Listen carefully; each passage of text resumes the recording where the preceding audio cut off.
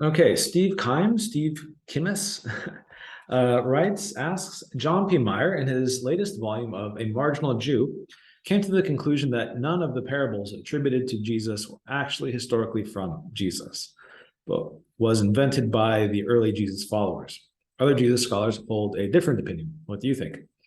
Yeah, so I happen to know John Meyer decently well. I, in fact, helped him in his upcoming book in the Marginal Jew series because so he's a professor at Notre Dame, where I did my PhD, and I was his graduate assistant while he was basically starting the next stages of preparing the next volume.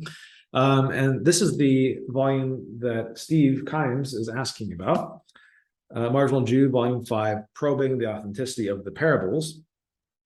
And so this had just come out when I was his graduate assistant. And so I was helping him with some of his talks that he was giving and so on. But he doesn't, in fact, say that none of the parables go back to the historical Jesus. What he does is Professor Meyer is using a specific kind of historical Jesus approach with criteria like dissimilarity and multiple attestation and things like that.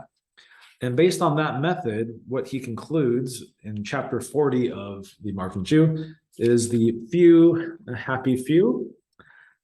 These are the ones that he considers more likely than not, on the basis of the methods he's using, to go back to Jesus. And these are the mustard seed, the evil tenants of the vineyard, the great supper, the talents and the pounds.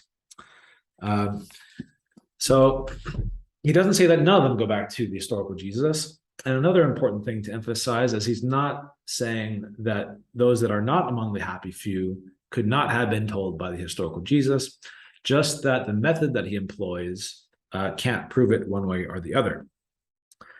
Now, whether he personally believes that parables, I'm using the term, other than that, go back to the historical Jesus, he doesn't say.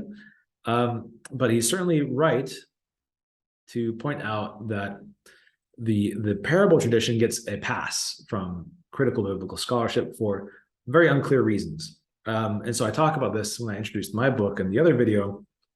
But the parable tradition of Jesus is considered to be a bedrock tradition of the historical Jesus, often laid precisely on the basis that no one else was telling parables. If no one else is telling parables, well, then people can't be falsely attributing them to Jesus. The gospel authors couldn't be inventing them. Only Jesus is the one using them. Therefore, they must go back to the historical Jesus.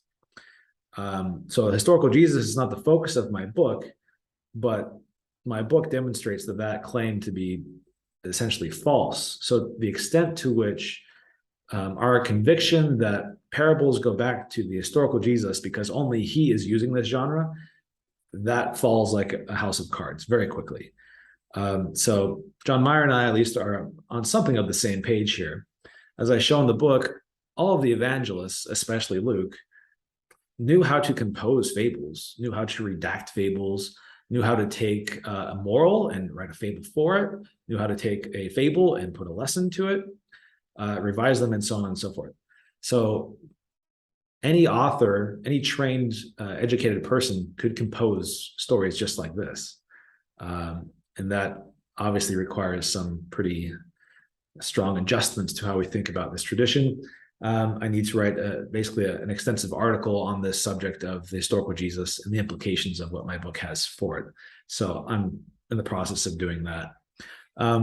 Yeah, John Meyer's A Marginal Jew, Volume 5. It's not too expensive, so maybe pick that up if you're interested. Thanks for the question.